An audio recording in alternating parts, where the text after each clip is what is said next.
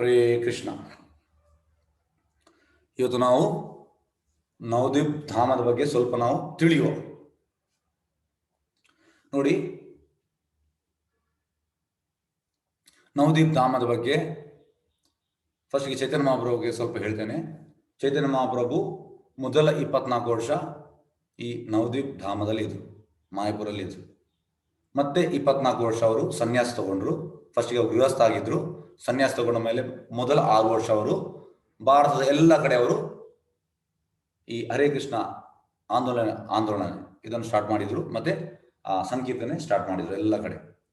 ಮತ್ತೆ ಅವರ ಕೊನೆಯ 18 ವರ್ಷ ಅವರು ಜಗನ್ನಾಥಪುರಿಯಲ್ಲಿ ಇದ್ರು. ಆಗ ಮೊದಲ 10 ವರ್ಷ ಅವರು ಸಂಕೀರ್ತನೆ ಮಾಡಿದ್ರು. ಮತ್ತೆ ಕಡೆಯ ಅವರು 8 ವರ್ಷ ಟೋಟಲಿ ಕ್ಲೋಸ್ ಅಸೋಸಿಯೇಟ್ಸ್ ಅಂದ್ರೆ ಸ್ವರೂಪ್ ದಾಮೋದರ್, ರಮಾನಂದ ರಾಯ ಅವರೊಟ್ಟಿಗೆ ಮಾತ್ರ ಇದ್ರು. ಜಾಸ್ತಿ ಅವರನ್ನು ಟೋಟಲ್ ತೀವ್ರ ಕೃಷ್ಣ ಪ್ರೇಮದಲ್ಲಿದ್ರು. ಹಾಗಾಗಿ ಇದನ್ನು ಬರೆದದ್ದು ಕೃಷ್ಣದಾಸ್ ಕವಿರಾಜ್ ಗೋಸ್ವಾಮಿ. ಚೈತನ್ಯ ಚರಿತಾಮೃತವನ್ನು ಕೃಷ್ಣದಾಸ್ ಕವಿರಾಜ್ ಗೋಸ್ವಾಮಿ ಇಬ್ಬರಿಂದ ತೆಗಿತಾರೆ. ಒಂದು ಮುರಾರಿ ಗುಪ್ತಾ. ಮೊದಲ 24 ವರ್ಷ ಮುರಾರಿ ಗುಪ್ತಾ ಅವರ ಡೈರಿಯಲ್ಲಿ ಬರೆದಿದ್ರು. ಮತ್ತೆ ಅವರು ಸನ್ಯಾಸ ತಗೊಂಡ ಮೇಲೆ ಸ್ವರೂಪ್ ದಾಮೋದರ್ ಅವರು ಅವರ ಡೈರಿಯಲ್ಲಿ ಬರೆದಿದ್ರು. ಮುರಾರಿ ಗುಪ್ತಾ ಬೇರೆ ಯಾರು ಅಲ್ಲ, ಹನುಮಾನ್. ಅಂದ್ರೆ ಅವರ ಮನೆ ಹತ್ತಿರವೇ ಚೈತನ್ಯ ಮಹಾಪ್ರಭುದ ಮನೆ ಹತ್ತಿರ.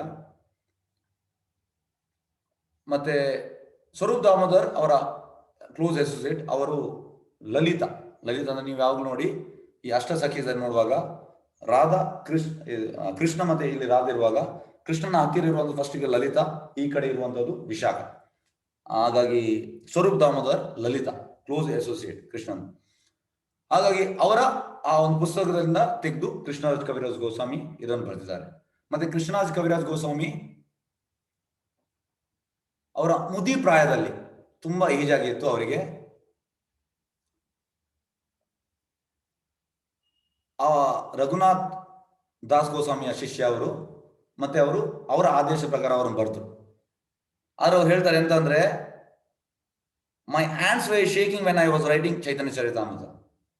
ಅವರಲ್ಲಿ ಇದರಲ್ಲಿ ಹೇಳ್ತಾರೆ ಪ್ರಭುಪಾದ್ ಅವ್ರ ಅಂದ್ರೆ ಅಷ್ಟು ಪ್ರಾಯ ಆಗಿತ್ತಂತೆ. ಆದ್ರೂ ಕೂಡ ಹೇಗೆ ಬರೀಲಿಕ್ಕೆ ಆಯ್ತು? ಏಕೆಂದ್ರೆ ಒಳಗೆ ಪರಮಾತ್ಮ ಆಕ್ಟಿವ್ ಆಗಿದೆ ಅನ್ನೋದು ಶುದ್ಧ ಭಕ್ತರ ಹೃದಯದಲ್ಲಿ ಕೃಷ್ಣದಾಸ್ ಕವಿರಾಜ್ ಗೋಸ್ವಾಮಿ ಹೇಳ್ತಾರೆ, ಅದು ನಾನ್ ಬರ್ತದಲ್ಲ ಕೃಷ್ಣ ಬರ್ತದಂತ. ಹಾಗಾಗಿ ಅವರು ಕೂಡ ಗ್ರೇಟ್ ಸ್ಕಾಲರ್. ಮತ್ತೆ ಅವರು ಕೂಡ ನಮ್ರತೆ ಹೇಳ್ತಾರೆ ಕೃಷ್ಣರಾಜ್ ಕವಿರಾಜ್ ಗೋಸ್ವಾಮಿ, ನಾನು ಈ ಮಲದಲ್ಲಿರುವ ಸಣ್ಣ ಒಂದು insect, worm in the stool, ನಾನು ಆ ಸಣ್ಣ ಒಂದು ಕೀಡು ಎಂತ ಹೇಳುದು ಅದಕ್ಕೆ, ಕೀಡೆ ನಾನು ಆ ಮಲದಲ್ಲಿರುವ ಇದು. ಪ್ರಭುಪಾದ್ ಹೇಳ್ತಾರೆ, ಅವರು ನಮ್ರತೆಯಲ್ಲಿ ಹೇಳ್ತಾರೆ, ಅವರು ಹಾಗೆ ಅಲ್ಲ, ಅವರು ನಮ್ರತೆಯಲ್ಲಿ ಹೇಳುದು. ಅವರು ದೊಡ್ಡ ವೈಷ್ಣವರು ಆದ್ರೂ ಕೂಡ ಅವರು ನಾನು ಏನೂ ಅಲ್ಲ ಕೃಷ್ಣ ಅಂತ ಅವರು ಅಲ್ಲಿ ಹೇಳ್ತಾರೆ. ಹಾಗಾಗಿ ಈಗ ನಾವು ಇವತ್ತು ಈ 5 ವಿಷಯದ ಬಗ್ಗೆ ತಿಳಿಯುವ. ಒಂದು ನವದ್ವೀಪ ಧಾಮ ಹೇಗೆ ಪ್ರಕಟವಾಯಿತು, ಮತ್ತೆ ಆ ನವದ್ವೀಪ ಧಾಮದ ಸ್ವರೂಪ ಎಂತ, ಮತ್ತೆ ನವದ್ವೀಪ ಧಾಮದು ಈ ಗ್ಲೋರಿಫಿಕೇಶನ್ ಅಂದ್ರೆ ಹೊಗಳುವಂಥದ್ದು ಬೇರೆ ಬೇರೆ ಪುರಾಣದಲ್ಲಿ, ಮತ್ತೆ ಬೇರೆ ಬೇರೆ ರೀತಿಯ ಪರಿಕ್ರಮ, ಮತ್ತೆ ಆ ಪರಿಕ್ರಮ ಮಾಡಲಿಕ್ಕೆ ನಿಯಮಗಳು ಅಂತ ನಾವಿಲ್ಲಿ ಇವತ್ತು ತಿಳಿಯುವ. ಫಸ್ಟಿಗೆ ನವದ್ವೀಪ ಧಾಮ ಹೇಗೆ ಪ್ರಕಟವಾಯಿತು. ನವದ್ವೀಪ ಧಾಮ ಹೇಗೆ ಅಂದ್ರೆ ಕೃಷ್ಣ ಮತ್ತೆ ಕೃಷ್ಣ ಸಂಗಡಿಗಳೊಟ್ಟಿಗೆ ಅದು ಪ್ರಕಟವಾಗ್ತದೆ. ಮತ್ತೆ ಈ ಮಾಯಾಪುರ ಧಾಮ ಅನ್ನೋದು, ನವದ್ವೀಪ ಧಾಮ ರಾಧಾರಾಣಿಯ ಸೃಷ್ಟಿ, ಅವಳ ಸೃಷ್ಟಿ.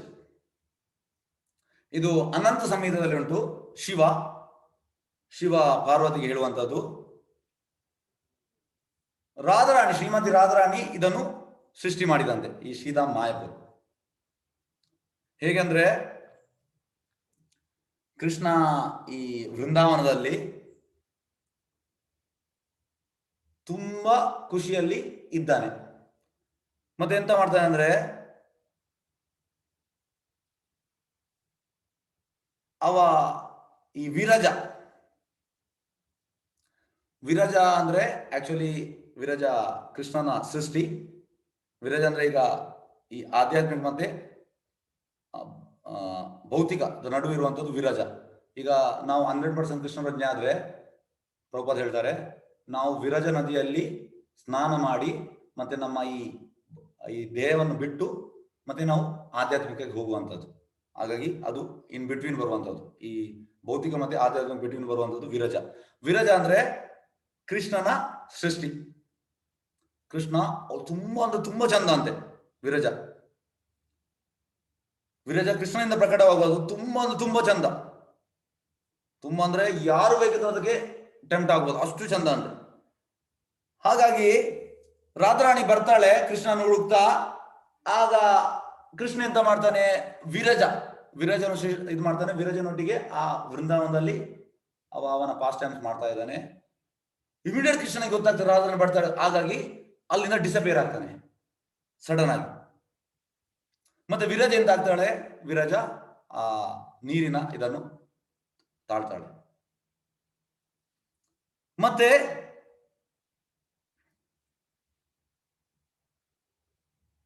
ರಾಧಾರಾಣಿಗೆ ಇದು ಗೊತ್ತಾಯ್ತು. ರಾಧಾರಾಣಿಗೆ ಸಿಟ್ಟು ಬರ್ತದೆ.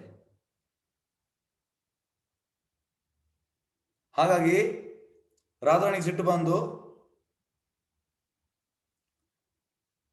ರಾಧಾರಾಣಿ ಟೋಟಲ್ ಕೃಷ್ಣನ ಆ ಲೀಲಾ ಸ್ಮರಣದಲ್ಲಿ ಇರ್ತಾಳೆ. ಅಲ್ಲಿಂದ ಬರೆದು ಟೋಟಲ್ ಲೀಲಾ ಸ್ಮರಣದಲ್ಲಿ ಇರ್ತಾಳೆ. ಮತ್ತೆ ಎಣಿಸ್ತಾ ಇರ್ತಾಳೆ, ನಾನು ಹೇಗೆ ಕೃಷ್ಣನನ್ನು ಪ್ರಸನ್ನಗೊಳಿಸುವುದು, ಕೃಷ್ಣನನ್ನು ಹೇಗೆ ಪ್ರಸನ್ನ, ಅದೇ ಥಿಂಕಿಂಗ್ ಅಂತೆ, ಪೂರ್ತಿ ಮಗ್ನ ಚಿಂತೆ. ಕೃಷ್ಣನನ್ನು ಹೇಗೆ ನಾನು ಪ್ರಸನ್ನಗೊಳಿಸುವುದು ಅಂದ್ರೆ ಸಿಟ್ಟಿಂದ ಬರ್ತಾಳೆ, ಹೋಗ್ತಾಳೆ. ಆದ್ರೆ ಅಲ್ಲಿ ಕೃಷ್ಣ ಡಿಸೇಬಲ್ ಆಗಿ ಮತ್ತೆ ಅವಳ ಕೃಷ್ಣನ ಸಮಾಧಿಯಲ್ಲಿ ಇರ್ತಾಳೆ. ಮತ್ತೆ ಅವಳೆಂತ ಮಾಡ್ತಾಳೆ, ಎಲ್ಲ ಈ ಎಂತ ಹೇಳುದು, ಅವಳ ಸಖಿಯೊಟ್ಟಿಗೆ ಸೇರಿ ಗಂಗಾ ಮತ್ತು ಗಂಗಾ ಮತ್ತು ಯಮುನದ ನದಿ ತೀರದಲ್ಲಿ ಇರ್ತಾಳೆ. ಮತ್ತೆ ಅವಳು ಎಂತ ಮಾಡ್ತಾಳೆ ಅಂದ್ರೆ, ಒಂದು ಬ್ಯೂಟಿಫುಲ್ ಇದೆ ಅಂತ ಹೇಳುದು ಜಾಗವನ್ನು ಕ್ರಿಯೇಟ್ ಮಾಡ್ತಾಳೆ. ಆ ಜಾಗದಲ್ಲಿ ಎಲ್ಲ ಮರಗಳು ಮತ್ತೆ ಈ ಗಂಡು ಮತ್ತೆ ಹೆಣ್ಣು ಬೀಸ್, ಬಂಬಲ್ ಬೀಸ್ ಮತ್ತೆ ಜಿಂಕೆ ಮತ್ತೆ ಪೂರ್ತಿ ಏರಿಯಾವನ್ನು ಆ ಪರಿಮಳ, ಫ್ರಾಗ್ನೆನ್ಸ್, ಯಾವ್ದು ಪರಿಮಳ, ಜಾಸ್ಮಿನ್, ಮಲ್ಲಿಕಾ, ಮಾಲತಿ ಫ್ಲವರ್ಸ್, ಇದರಿಂದ ಅವಳು ಟೋಟಲಿ ಅದನ್ನು ಮಾಡ್ತಾಳೆ. ನೋಡಿ ಪ್ರಭುಪಾದ ಇನ್ಸೆನ್ಸ್ ಹೇಳ್ತಾರೆ, ಇದು ತುಂಬಾ ಮುಖ್ಯ. ನಮ್ಮ ದೇಹ ಅಂತೆ, ಈಗ ಹೆಚ್ಚಿನವರು ಎಲ್ಲರಿಗೂ ಗೊತ್ತಿರ್ಬೋದು, ಇದು ಪರಿಮಳ ಅಲ್ಲ, ಇದು ವಾಸನೆ. ನಮ್ಗೆ ಬೆವರು ಬಂದ್ರೆ ಅದು ಸ್ಮೆಲ್ ಬರ್ತದೆ, ಅಂದ್ರೆ ಈ ದೇಹದಲ್ಲಿ. ಆದ್ರೆ ಗೋಲೋಕದಲ್ಲಿ ಆಗಲ್ಲ. ನಿಮ್ಗೆ ಆಧ್ಯಾತ್ಮಿಕ ದೇಹ ಅಂದ್ರೆ ಅದು ಟೋಟಲಿ ಫ್ರಾಗ್ನೆನ್ಸ್, ಪರಿಮಳ. ಪ್ರಭುಪಾದ ಹೇಳ್ತಾರೆ, ನಾವು ಎಂತ ಮಾಡುದಂದ್ರೆ ಗೋಲೋಕದನ್ನು ನಾವು ಇಮಿಡಿಯೇಟ್ ಮಾಡ್ಲಿಕ್ಕೆ ಹೋಗ್ತೇವೆ. ಆದ್ರೆ ಸಾಧ್ಯವಿಲ್ಲ ಸರ್, ಇದು ಇಲ್ಲಿ ಪರಿಮಳ ಇಲ್ಲ, ನಿಜವಾದ ಪರಿಮಳ ಆ ಗೋಲೋಕದಲ್ಲಿ ಉಂಟಂತ ಪ್ರಭುಪಾದ ಹೇಳ್ತಾರೆ. ಹಾಗಾಗಿ ಅದನ್ನೆಲ್ಲವನ್ನು ಕ್ರಿಯೇಟ್ ಮಾಡ್ತಾಳೆ. ಮತ್ತೆ ಎಂತ ಮಾಡ್ತಾಳೆ ಅಂದ್ರೆ, ಪೂರ್ತಿ ಆ ಒಂದು ತುಳಸಿಯ ಈ ಅಂತ ಹೇಳುದು ಆ ವೃಂದಾವನವನ್ನು ಕ್ರಿಯೇಟ್ ಮಾಡ್ತಾಳೆ, ಫಾರೆಸ್ಟ್ ಅನ್ನು ಕ್ರಿಯೇಟ್ ಮಾಡ್ತಾಳೆ. ಮತ್ತೆ ರಾಧಾರಾಣಿ ಗಂಗೆ ಮತ್ತು ಯಮುನೆಗೆ ಆರ್ಡರ್ ಮಾಡ್ತಾಳೆ, ಎಂತಂದ್ರೆ ನೀವು ಆ ಒಳ್ಳೆ ರೀತಿಯ ಒಂದು ನೀರನ್ನು ಇದು ಮಾಡಿ ಅಂತ. ಯಾವುದಕ್ಕೆ, ಈ ಗಾರ್ಡನಿಗೆ, ಎಲ್ಲ ಗಾರ್ಡನ್ಗೆ ನೀವು ಆ ನೀರನ್ನು ಸಪ್ಲೈ ಮಾಡಿ, ಈ ತುಳಸಿ ಗಾರ್ಡನ್ ಮತ್ತೆ ಎಲ್ಲ ಜಾಸ್ಮಿಗೆ ಮಾಡಿ ಅಂತ ಆರ್ಡರ್ ಮಾಡ್ತಾಳೆ. ಮತ್ತೆ ರಾಧಾರಾಣಿ ಅಂತ ಮಾಡ್ತಾಳೆ, ಆ ಒಂದು ಚಂದವಾದ ಡ್ರೆಸ್ ಆಗಿ ಅವಳು ಆಕ್ಚುಲಿ ಫ್ಲೂಟ್ ಬಾರಿಸುವಂತದ್ದು ಕೃಷ್ಣ, ಅವಳು ಬಾರಿಸ್ತಾಳೆ. ಚಂದವಾದ ಡ್ರೆಸ್ ಹಾಕಿ ಆ ಫ್ಲೂಟ್ ಅನ್ನು ಬಾರಿಸ್ತಾಳೆ. ಯಾಕೆ ಬಾರಿಸುವಂತದ್ದು? ಕೃಷ್ಣನನ್ನು ಅಟ್ರಾಕ್ಟ್ ಮಾಡ್ಲಿಕ್ಕೋಸ್ಕರ. ಆ ರೀತಿ ಆ ಒಂದು ಮೆಲೋಡಿಗೆ ಕೃಷ್ಣ ಅಲ್ಲಿಗೆ ಬರ್ತಾನೆ. ಕೃಷ್ಣ ಅಲ್ಲಿಗೆ ಆ ಜಾಗಕ್ಕೆ ಬರ್ತಾನೆ. ಮತ್ತೆ ಆ ಕೃಷ್ಣನ ನೋಡಿ ರಾಧಾರಾಣಿ ಕೈ ಹಿಡಿತಾಳೆ. ಮತ್ತೆ ಅವಳಿಗೆ ತುಂಬಾ ಖುಷಿ ಆಗ್ತದೆ. ಮತ್ತೆ ಅವಳು ಆ ಎಕ್ಸ್ಟಸಿಗೆ ಹೋಗ್ತಾಳೆ. ಎಕ್ಸ್ಟಸಿ ಅಂದ್ರೆ ಈಗ ನೋಡಿ, ಶುದ್ಧ ಭಕ್ತರು ಟೋಟಲ್ ಟ್ರಾನ್ಸ್ಗೆ ಹೋಗ್ತಾರೆ. ಟ್ರಾನ್ಸ್ ಅಂದ್ರೆ ಟೋಟಲ್ ಇಲ್ಲಿ ಇರುವಾಗಲೇ ಟೋಟಲ್ ಆ ಗೋಲೋಕದ ಎಕ್ಸ್ಪೀರಿಯನ್ಸ್ ಆಗ್ತದೆ. ಆ ರೀತಿ ಅವಳು ಕೂಡ ಎಕ್ಸ್ಟ್ರೆಸ್ಸಿಗೆ ಹೋಗ್ತಾಳೆ. ಇದು ನೋಡಿ, ಇದು ಕಾಮ ಅಲ್ಲ, ದಯವಿಟ್ಟು ತಿಳ್ಕೊಳ್ಳಿ, ಇದು ಶುದ್ಧ ಪ್ರೇಮ. ಮತ್ತೆ ಕೃಷ್ಣ ಆ ರಾಧಾರಾಣಿಯ ಮೂಡನ್ನು ಅರ್ಥ ಮಾಡಿ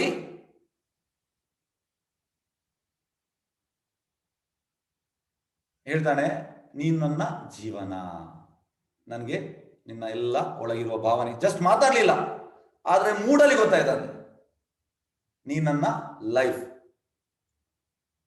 ಮತ್ತೆ ಕೃಷ್ಣ ಹೇಳ್ತಾನೆ, ನಿನಗಿಂತ ಮಿಗಿಲಾಗಿ ನನಗೆ ಯಾರು ಇಲ್ಲ,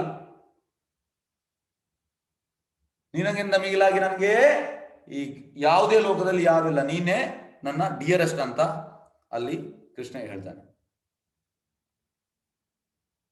ಮತ್ತೆ ಕೃಷ್ಣ ಹೇಳುವಂಥದ್ದು, ನಾನು ನಿನ್ನನ್ನು ಯಾವಾಗಲೂ ಬಿಡುವುದಿಲ್ಲ, ಯಾವಾಗಲೂ ನಿನ್ನೊಟ್ಟಿಗೆ ಇರ್ತೇನೆ, ನನಗೋಸ್ಕರ ನೀನು ಈ ಧಾಮವನ್ನು ಸೃಷ್ಟಿ ಮಾಡಿದೆಯಲ್ಲ, ಹಾಗಾಗಿ ನಾನು ಈ ಧಾಮದಲ್ಲಿ ಯಾವಾಗಲೂ ಇರ್ತೇನೆ, ನಾನು ಇದನ್ನು ಗೋಲೋಕ ಮಾಡ್ತೇನೆ. ಹಾಗಾಗಿ ಇದು ನವದ್ವೀಪ ರಾಧಾರಾಣಿ ಕ್ರಿಯೇಟ್ ಮಾಡಿದ ಪ್ಲೇಸ್.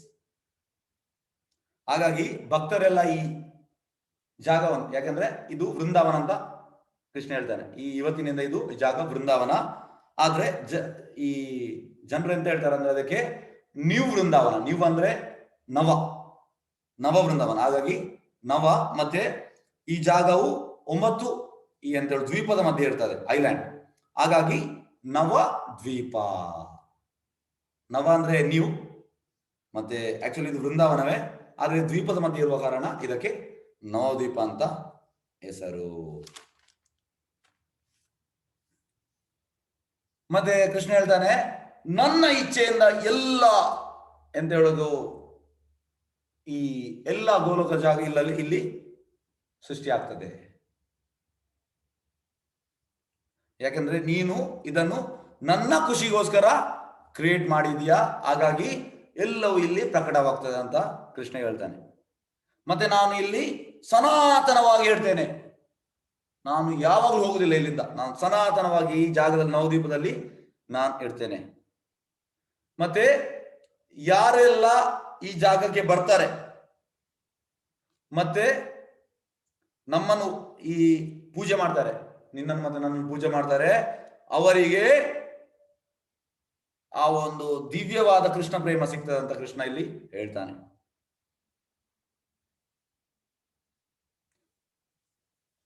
ಮತ್ತೆ ಕೃಷ್ಣ ಹೇಳ್ತಾನೆ, ಯಾರಾದ್ರೂ ಈ ಜಾಗ ನವದ್ವೀಪಕ್ಕೆ ಹೋದ್ರೆ ಅವನಿಗೆ ಎಲ್ಲ ಜಾಗ, ಈ ಭಾರತದಲ್ಲಿ ತುಂಬಾ ಪುಣ್ಯಕ್ಷೇತ್ರ ಉಂಟು, ಆ ಪುಣ್ಯಕ್ಷೇತ್ರ ಎಲ್ಲ ಜಾಗದ ಅವನಿಗೆ ಫಲ ಆ ಒಂದೇ ಜಾಗದಲ್ಲಿ ಸಿಗ್ತದೆ ಅಂತ ಕೃಷ್ಣ ಹೇಳ್ತಾನೆ. ಎಸ್, ನೆಕ್ಸ್ಟ್ ಈಗ ನಾವು ಸ್ವರೂಪಕ್ಕೆ ಹೋಗುವ. ನವದ್ವೀಪದು ಸ್ವರೂಪ.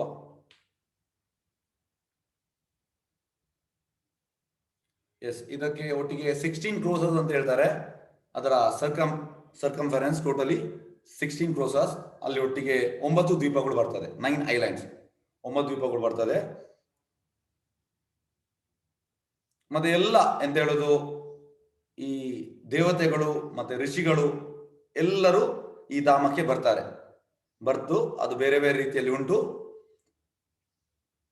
ಎಸ್, ಈಗ ಇದಕ್ಕೆ ಟೋಟಲ್ ಈಗ ವೃಂದಾವನದಲ್ಲಿ 16 ಕ್ರೋಸ ಉಂಟು.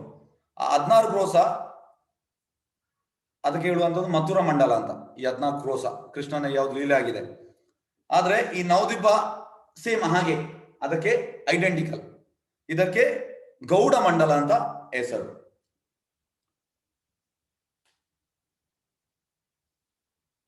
ಮತ್ತೆ ಕೃಷ್ಣ ಎಂತ ಮಾಡ್ತಾನೆ ಅಂದ್ರೆ, ಗೋಲೋಕದಿಂದ ಈ 2 ಧಾಮವನ್ನು, ವೃಂದಾವನ ಮತ್ತೆ ನವದ್ವೀಪವನ್ನು ಈ ಭೌತಿಕ ಲೋಕಕ್ಕೆ ತಂದಿದ್ದಾನೆ. ಯಾಕೆ ತಂದಿದ್ದಾನೆ? ಯಾಕೆಂದ್ರೆ ನಮಗೋಸ್ಕರ, ನಮ್ಮ ಬದ್ಧ ಜೀವಿಗಳಿಗೋಸ್ಕರ ತಂದಿದ್ದಾನೆ ಕೃಷ್ಣ. ಈ 2 ಧಾಮವನ್ನು ಗೋಲೋಕದಿಂದ ಕೃಷ್ಣ ಅವನ ಅಚಿಂತ್ಯ ಶಕ್ತಿಯಿಂದ ತಂದಿದ್ದಾನೆ ಅಂತ ಇಲ್ಲಿ ಮೆನ್ಷನ್ ಆಗಿದೆ. ಮತ್ತೆ ಇದು ನಮ್ಗೆ ಹೇಗೆ ಸಿಗ್ತದೆ? ಇದು ಹೇಗೆ ಸಿಗ್ತದೆ ಅಂದ್ರೆ, ಕೇವಲ ಕೃಷ್ಣ ಚೈತನ್ಯರ ಕೃಪೆಯಿಂದ ಮಾತ್ರ ನಮಗೆ ಇದು ಸಿಗ್ತದೆ ಅಂತ ಇಲ್ಲಿ ಹೇಳ್ತಾ ಇದ್ದಾರೆ. ಯಾಕಂದ್ರೆ ನಾವು ಬದ್ಧ ಜೀವಿಗಳಿಗೆ ಆ ಕೃಷ್ಣ ಚೈತನ್ಯರ ಕೃಪೆಯಿಂದ ಆ ಧಾಮದ ಪ್ರಕಟ ಆಗ್ತದೆ ಅಂತ ಇಲ್ಲಿ ಹೇಳ್ತಿದ್ದಾರೆ. ಮತ್ತೆ ಇದಕ್ಕೆ ಎಸ್, ಇದಕ್ಕೆ ಅರ್ಹತೆ ಅಂತ ಪ್ರಭುಪಾದ ಹೇಳ್ತಾರೆ. ಅರ್ಹತೆ ಅಂತ ಅಂದ್ರೆ ಕೇವಲ ಕೃಷ್ಣನ ಕೃಪೆ ಮತ್ತೆ ಅವನ ಭಕ್ತರ ಕೃಪೆ, ಇದಕ್ಕೆ ಅರ್ಹತೆ. ಇದನ್ನು ಪಡಿಲಿಕ್ಕೆ ನವದೀಪ ಮತ್ತೆ ವೃಂದಾವನವನ್ನು ಹೃದಯದಲ್ಲಿ ಇಟ್ಟು ನೀವು ಪೂಜೆ ಮಾಡ್ಬೇಕಿದ್ರೆ ನಿಮಗೆ ಕೃಷ್ಣ ಮತ್ತೆ ಚೈತನ್ಯರ ಕೃಪೆ ಮತ್ತೆ ಕೃಷ್ಣ ಚೈತನ್ಯರ ಭಕ್ತರ ಕೃಪೆ ಸಿಗ್ಬೇಕು. ಅದೇ ಒಂದು ಇದು. ಮತ್ತೆ ಈ ಎಲ್ಲ ಸಾಧುಗಳಿಗೆ ಪ್ರಭುಪಾದ ಆಗ್ಲಿ, ಈಗ ನನ್ನ ಗುರು ಮಹಾರಾಜ್ ಇಸ್ ಹೋಲಿನೆಸ್ ಜಯಪ್ರದ ಸ್ವಾಮಿ ಮಹಾರಾಜ್, ಅವರು ಆ ನವದ್ವೀಪವನ್ನು ಅವರ ಹೃದಯದಲ್ಲಿ ಇಟ್ಕೊಂಡು ಪ್ರಚಾರ ಮಾಡ್ತಿದ್ದಾರೆ. ಹಾಗಾಗಿ ಅವರ ಕೃಪೆಯಿಂದ ನಮಗೆ ಇದನ್ನು ನವದ್ವೀಪವನ್ನು ಕಾಣಬಹುದು. ಅವರ ಕೃಪೆ ಇಲ್ಲದಿದ್ರೆ ನಮಗೆ ಕಾಣಲಿಕ್ಕೆ ಸಾಧ್ಯ ಇಲ್ಲ. ನೋಡಿ ಎಷ್ಟು, ನೋಡಿ ನಾನೊಂದು ಕಳೆದೊಂದು 6 ವರ್ಷದಿಂದ ನಾನು ಈ ಪರಿಕ್ರಮ ಹೋಗ್ತಾ ಇದ್ದೇನೆ. ಆದ್ರೆ ಸಾಧಾರಣ ಒಂದು ಎಷ್ಟು ವರ್ಷದಿಂದ ಇವ್ರು ಮಾಡ್ತಿದ್ದಾರೆ ನನ್ನ ಗುರು ಮಹಾರಾಜ್ ಈಸ್ ಹೋಲಿನ ಜಯಪ್ರದ ಸ್ವಾಮಿ ಮಹಾರಾಜ್, ಕಳೆದ ಒಂದು 50 ವರ್ಷದಿಂದ. ಆಗ ಇನ್ನು ಎಣಿಸಿ ಎಷ್ಟು ಅವರ ಎಕ್ಸ್ಪ್ರೆಸ್ ಉಂಟು ಆ ಪರಿಕ್ರಮ ಅದು. ಹಾಗಾಗಿ ಅವರು ಅದನ್ನು ತಿಳ್ಕೊಂಡು ಅದನ್ನು ಹೃದಯದಲ್ಲಿ ಇಟ್ಕೊಂಡು ನವದೀಪವನ್ನು ಹೃದಯದಲ್ಲಿ ಇಟ್ಕೊಂಡು ಅವರು ಪ್ರಚಾರ ಮಾಡ್ತಿದ್ದಾರೆ. ಹಾಗಾಗಿ ಇದು ಹೇಗೆ ಸಾಧ್ಯ? ಹೇಗೆಂದ್ರೆ ಅವರಿಗೆ ಪ್ರಭುಪಾದಿದು ಕೃಪೆ ಸಿಕ್ಕಿದೆ. ಆ ಪ್ರಭುಪಾದ ಕೃಪೆ ಸಿಕ್ಕಿ ಕೃಷ್ಣ ಮತ್ತೆ ಚೈತನ್ಯ ಮತ್ತು ಪ್ರಭುಪಾದ ಕೃಪೆ ಸಿಕ್ಕಿದೆ. ಹಾಗಾಗಿ ಆ ಕೃಪೆಯಿಂದ ಮಾತ್ರ ನಮಗೆ ಸಾಧ್ಯ, ಇಲ್ಲ ನಮಗೆ ಸಾಧ್ಯ ಇಲ್ಲ. ಮತ್ತೆ ಇದನ್ನು ಜ್ಞಾನ, ಕರ್ಮ ಮತ್ತೆ ಯೋಗದಿಂದ ಪಡೀಲಿಕ್ಕೆ ಸಾಧ್ಯ ಇಲ್ಲ. ಈಗ ಕೆಲವರು ಹೇಳ್ಬೋದು, ಎಸ್ ನನಗೆ ತುಂಬಾ ಜ್ಞಾನ ಉಂಟು, ಜ್ಞಾನದಿಂದ ನನಗೆ ಆ ನವದೀಪ ಅರ್ಥ ಆಗ್ತದೆ. ಇಲ್ಲ ಸರ್, ಜ್ಞಾನದಿಂದ ಆಗುದಿಲ್ಲ. ಕರ್ಮ, ನಾನು ಕೆಲಸ ಮಾಡ್ತೇನೆ ಅದರಿಂದ ಕೂಡ ಆಗುದಿಲ್ಲ. ಯೋಗ ಅಂದ್ರೆ ನಾವು ಸಿದ್ಧಿ, ಅದರಿಂದ ಕೂಡ ಆಗುದಿಲ್ಲ. ಮತ್ತೆ ಹೇಗೆ ಆಗ್ತದೆ? ಪ್ರಭುಪಾದ ಹೇಳ್ತಾರೆ, ಶ್ರದ್ಧಾ, ಭಕ್ತಿಯಲ್ಲಿ ನಮ್ಗೆ ನಂಬಿಕೆ ಬೇಕು. ನಂಬಿಕೆಯಿಂದ ಮಾತ್ರ, ಭಕ್ತಿಯಲ್ಲಿ ನಂಬಿಕೆಯಿಂದ ಮಾತ್ರ ನಮ್ಗೆ ಸಾಧ್ಯ ಅಂತ ಇಲ್ಲಿ ಹೇಳ್ತಾರೆ. ಎಸ್, ಈಗ ನಿಮಗೆ ನಾನು ಲೋಟಸ್ ಪೆಟಲ್ ತೋರಿಸ್ತೇನೆ. ಕೃಷ್ಣ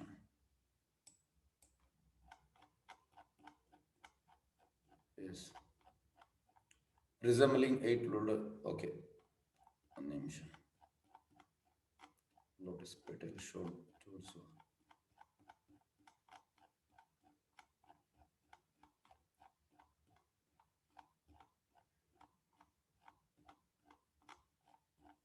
ಕೃಷ್ಣ, ಎಸ್ ನೋಡಿ, ಇದು ಲೋಟಸ್ ಪೆಟಲ್ ನವದೀಪ. ಈಗ ನಾನು ನಿಮಗೆ ಎಲ್ಲ ಇದನ್ನು ತಿಳಿಸ್ತೇನೆ, ದಯವಿಟ್ಟು ತಿಳ್ಕೊಳ್ಳಿ.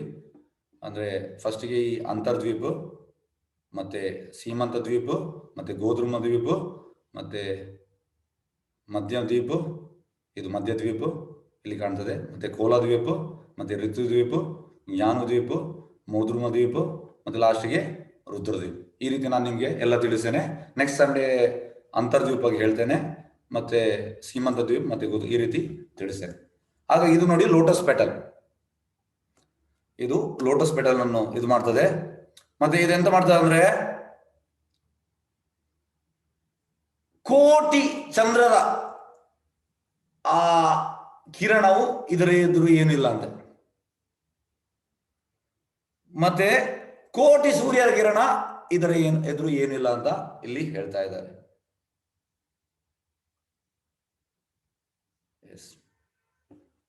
ಈಗ ನಾವು ರೂಲ್ಸ್ ಬಗ್ಗೆ ಹೋಗುವ. ಪರಿಕ್ರಮದ ಬೇರೆ ಬೇರೆ ರೂಲ್ಸ್ ಉಂಟು. ಫಸ್ಟ್ ಪರಿಕ್ರಮ ಮಾಡುವಂತದ್ದು ಜೀವ ಗೋಸ್ವಾಮಿ. ನೋಡಿ, 6 ಗೋಸ್ವಾಮಿಯಲ್ಲಿ ರೂಪ ಗೋಸ್ವಾಮಿ, ಸನಾತನ ಗೋಸ್ವಾಮಿ, ರಘುನಾಥ ದಾಸ್ ಗೋಸ್ವಾಮಿ, ರಘುನಾಥ ಭಟ್ಟ ಗೋಸ್ವಾಮಿ, ಗೋಪಾಲ ಭಟ್ಟ ಗೋಸ್ವಾಮಿ, ಲಾಸ್ಟ್ಗೆ ಜೀವ ಗೋಸ್ವಾಮಿ.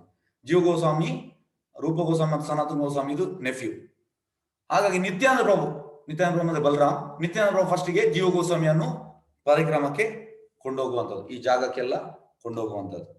ಹಾಗಾಗಿ ಫಸ್ಟಿಗೆ ನಿತ್ಯಾನಂದ ಪ್ರಭು ಹೇಳ್ತಾರೆ ಜೀವ ಗೋಸ್ವಾಮಿಗೆ, ಚೈತನ್ಯ ಮಹಾಪ್ರಭು ಅವರ ಎಲ್ಲ ಸಂಗಡಿಗರನ್ನು ಆ ಸಂಜೆ ಹೊತ್ತಲ್ಲಿ ಆ ಕಾಜಿ ಮನೆಗೆ ತರ್ತಾರೆ. ನವಾಬ್ ಹುಸೇನ್, ಈ ಕಾಜಿ ಚಾಂದ್ ಕಾಜಿ ಬೇರೆ ಯಾರಲ್ಲ, ಕಂಸ, ಅಂದ್ರೆ ಕಂಸನ ಇನ್ಕಾರ್ನೇಷನ್. ಹಾಗಾಗಿ ಜನರು ಎಲ್ಲರೂ ಅಲ್ಲಿ ನವದ್ವೀಪದ ಬ್ರಾಹ್ಮಣರೆಲ್ಲರೂ ಕಂಪ್ಲೇಂಟ್ ಮಾಡ್ತಾರೆ. ಚಾಂದ್ ಕಾಜಿ ಆಗದು ರಾಜ ಆಗಿದ್ದ, ಅವನಿಗೂ ಕಂಪ್ಲೇಂಟ್ ಮಾಡ್ತಾರೆ, ಹರೇ ಕೃಷ್ಣ ಮಂತ್ರವನ್ನು ಮಾಡ್ತಾ ಇದ್ದಾರೆ. ಈ ನಿಮಾಯ್ ಅವರ ಹೆಸರು ಆಗ ನಿಮಾಯ್ ಅಂತ, ನಿಮಾಯ್ ಪಂಡಿತ್ ಅಂತ. ನಿಮಾಯಿ ಎಲ್ಲ ಕಡೆ ಅದನ್ನು ಮಾಡ್ತಾ ಇದ್ದಾರೆ. ಇದು ಅಂದ್ರೆ ಸರಿಯಲ್ಲ, ಹಾಗೆ ಹೀಗೆಲ್ಲ ಹೇಳ್ತಿದ್ದಾರೆ. ನಾವು ಬ್ರಾಹ್ಮಣರು ಹಾಗೆ, ಆಕ್ಚುಲಿ ನಾವು ಇದನ್ನು ಮಾಡ್ಬೇಕು, ಯಜ್ಞ ಮಾಡ್ಬೇಕು, ಅದು ಮಾಡಬಾರ್ದು, ಹಾಗೆ ಎಲ್ಲ ಕಂಪ್ಲೇಂಟ್ ಮಾಡ್ತಾರೆ. ಮತ್ತೆ ಲಾಸ್ಟಿಗೆ ಈ ಚಾಂದ್ರಾಸ್ ಎಂತ ಮಾಡ್ತಾರೆ, ಅವರ ಜನರನ್ನು ಕಳಿಸ್ತಾರೆ. ಆದರೆ ಜನರನ್ನು ಕಳಿಸಿ ಅವರ ದೂತರನ್ನು ಕಳಿಸ್ತಾರೆ. ಅವರು ಆ ಮೃದಂಗವನ್ನು ಹೊಡಿತಾರೆ. ಈ ಮೃದಂಗವನ್ನು ಹೊಡೆದ ಕೂಡಲೇ ಚೈತನ್ಯ ಮಹಾಪ್ರಭು ಸಿಟ್ಟು ಬರ್ತದೆ. ಅವರು ಸಿವಿಲ್ ಡಿಸೊಬೈಡಿಯನ್ಸ್ ಮೂವ್ಮೆಂಟ್ ಸ್ಟಾರ್ಟ್ ಮಾಡ್ತಾರೆ. ಅಂದ್ರೆ ಈ ಹರ್ತಾಳೆ ಇರ್ತಾರಲ್ಲ, ಎಲ್ಲ ಜನರನ್ನು ಕರ್ಕೊಂಡು ಹೋಗ್ತಾರೆ. ಹೇಗೆ ಕರ್ಕೊಂಡು ಹೋಗುವಂಥದ್ದು? ಈ ಸಂಕೀರ್ತನೆಯಿಂದ. ಹಾಗಾಗಿ ಅವರು ಸಂಜೆ ಸ್ಟಾರ್ಟ್ ಮಾಡ್ತಾರೆ ಕಾಜಿ ಮನೆಗೆ ಹೋಗುವುದು. ಅಂದ್ರೆ ಅದು ಈ ಚೈತನ್ಯ ಮಟ್ಟಿಂದ ಈ ಕಡೆ ಹೋಗುವಂಥದ್ದು. ಅದು ಸೀಮಂತ ದ್ವೀಪಿಗೆ ಬರ್ತದೆ ಚಾಂದ್ ಗಾಜಿ ಮನೆ. ಆಲ್ಮೋಸ್ಟ್ ಸೀಮಂತ ದ್ವೀಪ ಅಲ್ಲ, ಅದು ಇದಕ್ಕೆ ಬರ್ತದೆ, ಆದ್ರೆ ಅದರ ಬಾರ್ಡರ್ ಅಲ್ಲಿ ಬರ್ತದೆ. ಅವರು ಕೊಂಡೋಗ್ತಾ ಇದ್ದಾರೆ ಎಲ್ಲರನ್ನು. ಇದನ್ನು ಹೇಗೆ ಎಕ್ಸ್ಪ್ಲೇನ್ ಮಾಡಿದ ಅಂದ್ರೆ, ಬ್ರಹ್ಮನ ರಾತ್ರಿ ನೋಡಿ, ಬ್ರಹ್ಮನ ಒಂದು ಕಲ್ಪ ಅಂದ್ರೆ 432 ಕೋಟಿ ವರ್ಷ. ಅಷ್ಟೇ ಬ್ರಹ್ಮನ ರಾತ್ರಿ ಕೂಡ ಉಂಟು. ಇದು ಬ್ರಹ್ಮನ ಕಲ್ಪ. ಬ್ರಹ್ಮನ ಒಂದು ದಿವಸ ಅಷ್ಟೇ ರಾತ್ರಿ. ಬ್ರಹ್ಮನ ರಾತ್ರಿ ಆಗುವಾಗ ಕೃಷ್ಣ ಈ ಗೋಪಿಕೆಯರೊಟ್ಟಿಗೆ ಆ ರಾಸ ನೃತ್ಯ ಮಾಡುವಂಥದ್ದು, ರಾಸ ಡ್ಯಾನ್ಸ್. ಅದು ಅಷ್ಟು ವರ್ಷ ಆಗ್ತದೆ. ಮತ್ತೆ ಬೆಳಿಗ್ಗೆ ಆಗುವಾಗ, ಬ್ರಹ್ಮನಿಗೆ ಬೆಳಿಗ್ಗೆ ಆಗುವಾಗ ಎಂತ ಮಾಡ್ತಾನೆ, ಬ್ರಹ್ಮ ತಿಲಕ್ ಹಾಕಿ ವಾಪಸ್ ಸೃಷ್ಟಿ ಮಾಡ್ತಾನೆ. ಆಗ ಆ ರಾಸ ನೃತ್ಯ ಸ್ಟಾಪ್ ಆಗ್ತದೆ, ಕೃಷ್ಣ ಅಲ್ಲಿಂದ ಡಿಸಪಿಯರ್ ಆಗ್ತಾನೆ. ಆದ್ರೆ ಗೋಪಿಗರಿಗೆ ಅದು ಮತ್ತೆ ಕೂಡ ಬೇಕಂತ ಆಗ್ತದೆ. ಅದೇ ರೀತಿ ಇದಕ್ಕೆ ಎಂತ ಹೋಲಿಸಿದ್ದಾರೆ ಅಂದ್ರೆ, ಆ ಬ್ರಹ್ಮನ ಒಂದು ರಾತ್ರಿಗೆ ಅದನ್ನು ಹೋಲಿಸಿದ್ದಾರೆ. ಅಷ್ಟು ಕೀರ್ತನೆ ಮಾಡಿದ್ದಾರೆ ಅಂತೆ. ತುಂಬಾ ಎಲ್ಲ ಅದು ಡೀಟೇಲ್ ಆಗಿ ಉಂಟು. ನಾವು ಇದು ಎಂತ ಹೇಳುದು, ಹೋಗ್ತಾ ಡೀಟೇಲ್ ಆಗಿ ಉಂಟು. ಹಾಗಾಗಿ ಅದರ ನಂತರ ಆ ಕೀರ್ತನೆ ಮಾಡಿದ ಮೇಲೆ ಆ ಏಕಾದಶಿ ಸ್ಥಿತಿಗೆ ಆ ಸಂಕೀರ್ತನ ಸ್ಟಾರ್ಟ್ ಮಾಡಿದ್ರಂತೆ. ಪ್ರತಿ ಏಕಾದಶಿಗೆ ಆ ರೀತಿ ರಾತ್ರಿ ಸಂಕೀರ್ತನ ಎಲ್ಲ ಆ ಜಾಗಕ್ಕೆ, ಅಲ್ಲಿದೆಲ್ಲ ಯಾವ್ದೆಲ್ಲ ದ್ವೀಪ ಉಂಟು ಅಲ್ಲಿ ಹೋಗಿ ಚೈತನ್ಯ ಮಹಾಪ್ರಭು ಆ ಸಂಕೀರ್ತನೆ ಸ್ಟಾರ್ಟ್ ಮಾಡಿದ್ರು. ಎಸ್, ಅದನ್ನು ಹೇಗೆ ಮಾಡಿದ್ರು ಅಂದ್ರೆ ಇಲ್ಲಿ ಹೇಳ್ತಾ ಇದ್ದಾರೆ. ಫಸ್ಟಿಗೆ ಅವರ ಮನೆಯಿಂದ, ಚೈತನ್ಯ ಮಹಾಪ್ರಭು ಮನೆಯಿಂದ ಬಾರ್ಕೋನ ಘಾಟಿಗೆ, ಮತ್ತೆ ಬಳ್ಳಾಲ್ ದಿಗಿಗೆ, ಮತ್ತೆ ಶ್ರೀಧರ ಕೋಲವೈಚಿ ಶ್ರೀಧರ ಅವರ ಮನೆಗೆ, ಮತ್ತೆ ಅಲ್ಲಿಂದ ಅಂತರ್ದ್ವೀಪದ ಎಡ್ಜಿಗೆ ಹೋಗ್ತಾ ಇದ್ರು, ಮತ್ತೆ ಅಲ್ಲಿಂದ ಸಿಮ್ಯೂಲಿಯಾಗೆ ಹೋಗ್ತಾ ಇದ್ರು, ಮತ್ತೆ ಕಾಜಿದು ಮನೆಗೆ ಹೋಗ್ತಾ ಇದ್ರು, ಮತ್ತೆ ಅಲ್ಲಿಂದ ಈ ಗೋದ್ರೋಮ್ ದ್ವೀಪಕ್ಕೆ ಹೋಗ್ತಾ ಇದ್ರು, ಅಲ್ಲಿಂದ ಮಧ್ಯಮ ದ್ವೀಪಿಗೆ ಹೋಗ್ತಾ ಇದ್ರು. ಈ ರೀತಿ ಅವರು ಮಾಡ್ತಾ ಇದ್ರು ಸಂಕೀರ್ತನ. ಮತ್ತೆ ಆ ಗಂಗೆಯನ್ನು ಕ್ರಾಸ್ ಮಾಡಿ ಮತ್ತೆ ಅವರು ವಾಪಸ್ ಬರ್ತಾ ಇದ್ರು ಅಂತ ಇಲ್ಲಿ ಹಾಗೆ ಹೇಳ್ತಾ ಇದ್ರು. ಈ ರೀತಿ ಅವರು ಆ 16 ಕ್ರೋಸ ಅದನ್ನು ಅವರು ಕಂಪ್ಲೀಟ್ ಮಾಡ್ತಾ ಇದ್ರು. ಮತ್ತೆ ಇದರಲ್ಲಿ ನಿಮ್ಗೆ ಆ 12 ಕಾಡುಗಳು ಕೂಡ ಉಂಟು. ವೃಂದಾವನದ 12 ಕಾಡುಗಳು ಕೂಡ ಇಲ್ಲಿ ಉಂಟು. ಅದನ್ನ ನಾನು ನಿಮ್ಗೆ ವಿವರವಾಗಿ ತಿಳಿಸ್ತೇನೆ.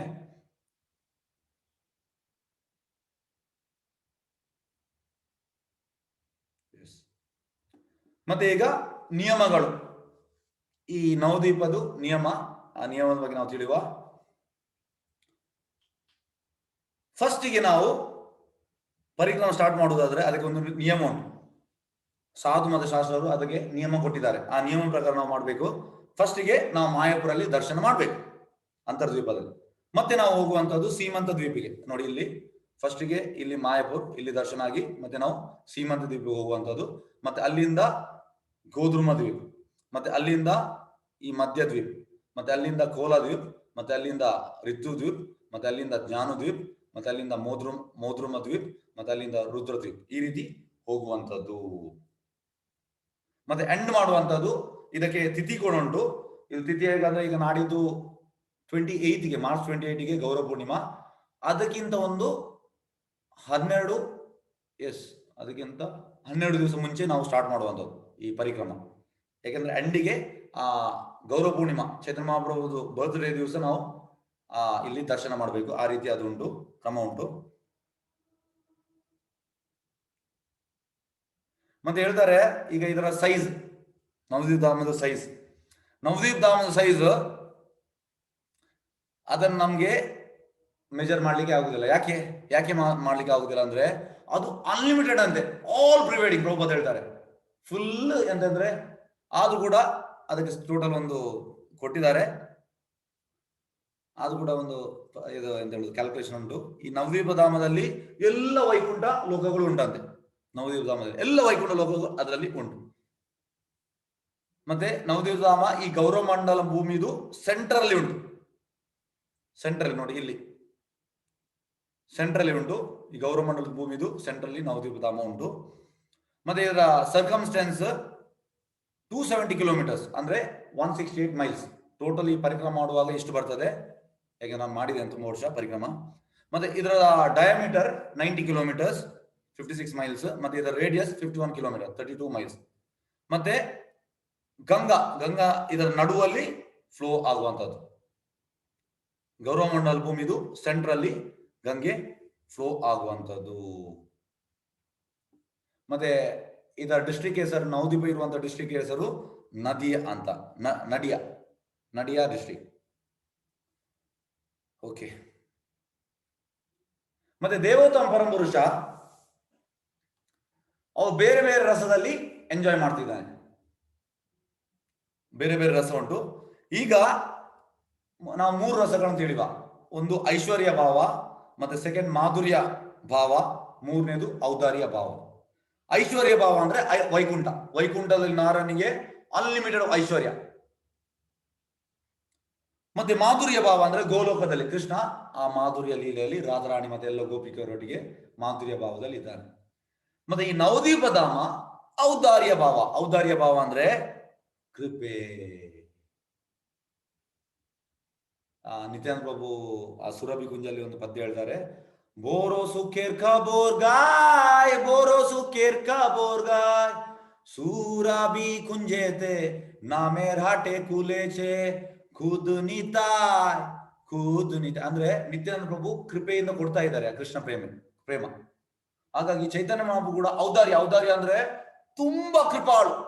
ಈಗ ಹೇಗಂದ್ರೆ ಈ ಶಾಸ್ತ್ರದಲ್ಲಿ ನೀವೀಗ ವೃಂದಾವನಕ್ಕೆ ಹೋದ್ರೆ, ವೃಂದಾವನದಲ್ಲಿ ನೀವು ಎಂತಾದ್ರು ತಪ್ಪು ಮಾಡಿ ಒಂದು ವೃಂದಾವನಕ್ಕೆ ಹೋದ್ರೆ ನಿಮ್ಗೆ 1000 ಪಟ್ಟು ಬೆನಿಫಿಟ್ ಅಂತೆ ಎಂತಾದ್ರು ಒಳ್ಳೇದು ಮಾಡಿದ್ರೆ. ಅದೇ ವೃಂದಾವನದಲ್ಲಿ ನೀವು ಎಂತಾದ್ರು ಕೆಟ್ಟದ್ದು ಮಾಡಿದ್ರೆ ಅದಕ್ಕೆ 1000 ಪಟ್ಟು ಇದು ಕೂಡ ಉಂಟು, ಸಜ್ಜೆ ಕೂಡ ಉಂಟು. ಹಾಗಾಗಿ ವೃಂದಾವನದಲ್ಲಿ ಹೋಗಿ ಪ್ರಭುಪಾದ ಹೇಳ್ತಾರೆ, ಯಾರು 3 ದಿವಸಕ್ಕಿಂತ 3-4 ದಿವಸದಿಂದ ಜಾಸ್ತಿ ನಿಲ್ಬಾರ್ದು, ಯಾಕಂದ್ರೆ ನಮ್ಗೆ ಆ ಆಫೆನ್ಸ್ ಮಾಡುವ ಇದು ಇರ್ತದೆ. ಆದ್ರೆ ಮಾಯಾಪುರಲ್ಲಿ ಹಾಗೆ ಅಲ್ಲ. ಮಾಯಾಪುರಲ್ಲಿ ಹೋದ್ರೆ ಚೈತನ್ಯ ಮಹಾಪ್ರಭು ಅದರ ಅರ್ಥ ನಾವು ಮಾಯಾಪುರಲ್ಲಿ ಹೋಗಿ ಆಫೆನ್ಸ್ ಮಾಡೋದಲ್ಲ, ತಪ್ಪು ಮಾಡೋದಲ್ಲ, ಆದ್ರೆ ತುಂಬಾ ಕೃಪಾಳು. ಅಲ್ಲಿ ಹೋದ್ರೆ ನಾವು ಆಫೆನ್ಸ್ ಮಾಡಿದ್ರು ಕೂಡ ಅದಕ್ಕೆ ಇದಿಲ್ಲ ಅಂದ್ರೆ ಅಷ್ಟು ಕೃಪಾಳು ಚೈತನ್ಯ ಮಹಾಪ್ರಭು. ಮಹಾವದನಾಯ ಕೃಷ್ಣ ಪ್ರೇಮ ಪ್ರದಾಯತೆ, ಕೃಷ್ಣ ಪ್ರೇಮ ಕೊಡ್ಲಿಕ್ಕೆ ಬಂದಿದ್ದಾರೆ. ನಮೋ ಮಹಾವದನಾಯ ಕೃಷ್ಣ ಪ್ರೇಮ ಪ್ರದಾಯತೆ ಕೃಷ್ಣಾಯ ಕೃಷ್ಣ ಚೈತನ್ಯ ನಾಮ್ನೇ ಗೌರತಿಶೇ ನಮ. ಅವರಂದ್ರೆ ಕೃಷ್ಣ ಪ್ರೇಮ ಕೊಡ್ಲಿಕ್ಕೆ ಬಂದಿದ್ದಾರೆ. ಅವರ ಮೂಡ್ ಅಂತದ್ದು. ಎಸ್, ಈಗ ನೋಡಿ, ಆಕ್ಚುಲಿ ಇಲ್ಲಿ ಚೈತನ್ಯ ಮಹಾಪ್ರಭು ಇರುವಾಗ ಎಲ್ಲಾ ನದಿಗಳು ಇಲ್ಲಿ ಫ್ಲೋ ಆಗ್ತಾ ಇತ್ತಂತೆ. ಎಲ್ಲ ನದಿಗಳು ಇಲ್ಲಿ ಫ್ಲೋ ಆಗ್ತಿತ್ತು. ಈಗ ಮಾತ್ರ ಫ್ಲೋ ಆಗ್ತಾ, ಯಾಕಂದ್ರೆ ಕಲಿಯುಗದ ಪ್ರೋಗ್ರೆಸ್ ಅಂತ ಆಗಿದೆ. ನಾವು ಜನರು ಅಷ್ಟು ಕೆಟ್ಟದ್ದು ಮಾಡ್ತೇವೆ. ಹಾಗಾಗಿ ಅದು ಕೂಡ ಈ ರೈನಿ ಸೀಸನ್ ಅಲ್ಲಿ ನಮಗೆ ಕಾಣ್ತದೆ, ಇಲ್ಲದ್ರೆ ಅದು ಖಾಲಿ ಜಾಗ ಕಾಣ್ತದೆ. ತುಂಬಾ ನದಿಗಳು ಉಂಟು. ಹಾಗಾಗಿ ಈ ಯಾವ್ದೆಲ್ಲ ನದಿಗಳು ಅಂದ್ರೆ ಯಮುನಾ, ಭೋಗವತಿ, ಅಲಕಾನಂದ, ಕಾವೇರಿ, ಸರಸ್ವತಿ, ತಾಮ್ರಪಾರಣಿ, ಬ್ರಹ್ಮಪುತ್ರ, ಸರಾಯು, ಗಂಗಾ, ಮಾನಸಗಂಗಾ, ಕೃತಮಾಲ, ವಿದ್ಯಾಧರಿ, ನರ್ಮದಾ, ಗೋಮತಿ, ಮಂದಾಕಿನಿ, ಗೋದಾವರಿ, ಎಲ್ಲ ನದಿಗಳು ಇದರಲ್ಲಿ ಫ್ಲೋ ಆಗ್ತಾ ಇತ್ತಂತೆ ಚೈತನ್ಯ ಮಹಾಪ್ರಭು ಇರುವಾಗ. ಮತ್ತೆ ಇಲ್ಲಿ ನೋಡಿ, ಈ ಈಸ್ಟರ್ನ್ ಸೈಡ್ ಅಲ್ಲಿ 4 ಉಂಟು. ಈಸ್ಟರ್ನ್ ಸೈಡ್ ಅಲ್ಲಿ 4 ಯಾವುದೆಲ್ಲ ಇರುವುದು? ಒಂದು ಅಂತರ್ದ್ವೀಪ, ಮತ್ತೆ ಸೀಮಂತ ದ್ವೀಪ, ಮತ್ತೆ ಗೋಧೂಮ ದ್ವೀಪ, ಮತ್ತೆ ಮಧ್ಯ, ಇದು ಈಸ್ಟರ್ನ್ ಸೈಡ್ ಅಲ್ಲಿ. ವೆಸ್ಟರ್ನ್ ಸೈಡ್ ಅಲ್ಲಿ 5 ಉಂಟು: ಕೋಲ ದ್ವೀಪ, ಋತು ದ್ವೀಪ, ಜಾನು ದ್ವೀಪ ಅಂದ್ರೆ ಗಂಗಾದು ಮಿಡ್ಲ್ ಅಲ್ಲಿ ಗಂಗಾ ಬರ್ತದೆ, ಗಂಗಾದು ಈಸ್ಟರ್ನ್ ಸೈಡ್ ಮತ್ತೆ ವೆಸ್ಟರ್ನ್ ಸೈಡ್ ಅಲ್ಲಿ. ಮೋದ್ರ ದ್ವೀಪ, ರುದ್ರ ದ್ವೀಪ, ಈ ರೀತಿ ಬರ್ತದೆ. ಮತ್ತೆ ಈಗ ನಿಮ್ಗೆ ನಾನು ಆ ಭಕ್ತಿದು ನವವಿಧ ಭಕ್ತಿದು ಇದು ಹೇಳಿದ್ದೇನೆ. ಶ್ರವಣ, ಕೀರ್ತನ, ಸ್ಮರಣ, ಪಾದಸೇವನ, ಅರ್ಚನ, ವಂದನ, ದಾಸ್ಯ, ಸಾಖ್ಯ, ಆತ್ಮನಿವೇದನ, ಇದನ್ನು ನಿಮಗೆ ಹೇಳಿದ್ದೇನೆ. ಹಾಗಾಗಿ ಈ ಅಂತರ್ದ್ವೀಪ ಆತ್ಮನಿವೇದನ ರೆಪ್ರೆಸೆಂಟ್ ಮಾಡ್ತದೆ, ಫುಲ್ ಸರೆಂಡರ್. ಸೀಮಂತ ದ್ವೀಪ ಶ್ರವಣ, ಕೇಳುವಂಥದ್ದು. ಗೋಧೃಮ ದ್ವೀಪ ಇದು, ಗೋಧೃಮ ದ್ವೀಪ ಕೀರ್ತನೆ ಮಾಡುವಂಥದ್ದು.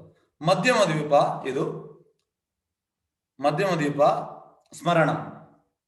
ಮತ್ತೆ ಕೋಲ ದ್ವೀಪ ಪಾದ ಸೇವನ. ಋತು ದ್ವೀಪ ಅರ್ಚನ. ಜಾನು ದ್ವೀಪ ವಂದನ. ಮೋದ್ರುಮ ದ್ವೀಪ ದಾಸ್ಯಂ. ರುದ್ರದ್ವೀಪ ಸಾಖ್ಯಂ.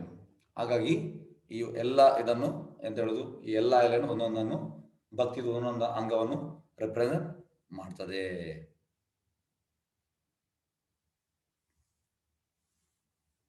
ಎಸ್. ಮತ್ತೆ ಈ ಈ ಎಂತ ಹೇಳುದು, ಪವಿತ್ರವಾದ ಜಾಗ ಯಾವುದೆಲ್ಲ, ಮಥುರಾ, ಅಯೋಧ್ಯ, ಹರಿದ್ವಾರ್, ಕಾಶಿ, ಕಾಂಚಿ, ಅವಂತಿ, ದ್ವಾರಕ, ಇದೆಲ್ಲ ನವದ್ವೀಪದಲ್ಲಿ ಉಂಟು, ಎಲ್ಲ ಉಂಟು. ಮತ್ತೆ ಈ 12 ಕಾಡುಗಳು ಯಾವುದು, ನಮ್ಮ ವೃಂದಾವನ 12 ಕಾಡುಗಳು.